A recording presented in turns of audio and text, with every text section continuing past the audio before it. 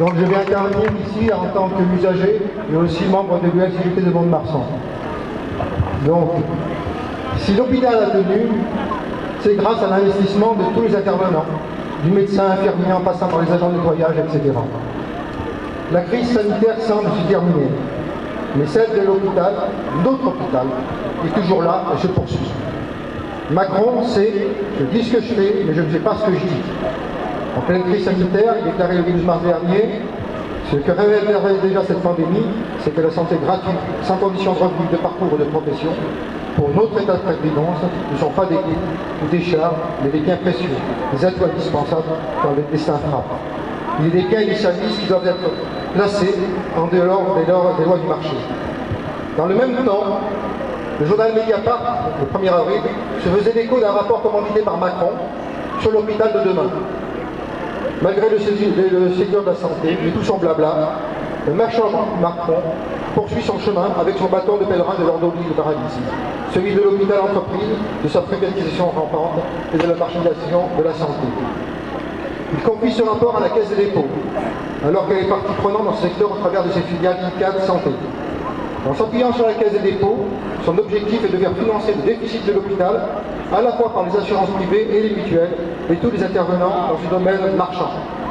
Il compte même utiliser notre argent, celui de la Caisse des dépôts, pour apporter en garantie de ces opérations de privatisation pour le seul bénéfice du privé, des Vinci, des Bouygues, Eiffage et consorts.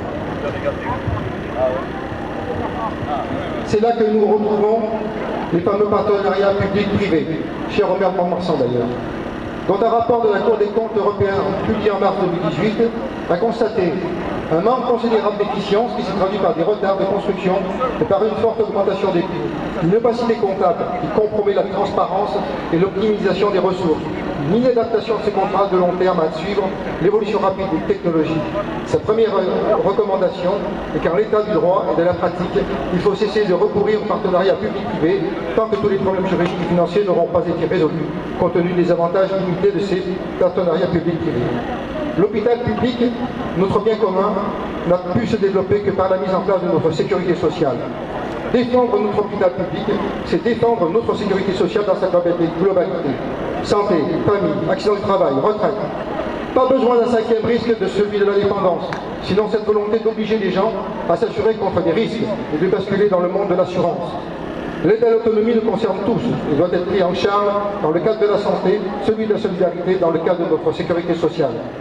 Nous ne voulons pas couvrir les risques, mais être soignés. Nous ne voulons pas de l'hôpital d'entreprise qui équilibre ses comptes. Nous voulons d'un hôpital qui soigne et dont le pouvoir et son développement dépendent des médecins et non des comptables de l'ARS. D'ailleurs, elles étaient où ces ARS durant la crise? Aux abonnés à...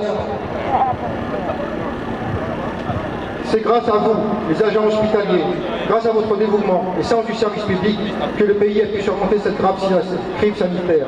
Alors c'est logiquement qu'en termes d'usagers, qu'en tant que responsable de la CGT, nous sommes tous à vos côtés, aujourd'hui, pour défendre notre hôpital public et soutenir toutes vos revendications.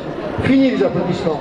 Le meilleur moyen de vous montrer notre reconnaissance est d'entrer dans un mouvement collectif et construire un mouvement social qui nous concerne tous, agents hospitaliers, usagers et salariés. Bravo à vous, votre combat pour l'hôpital, c'est aussi le nôtre.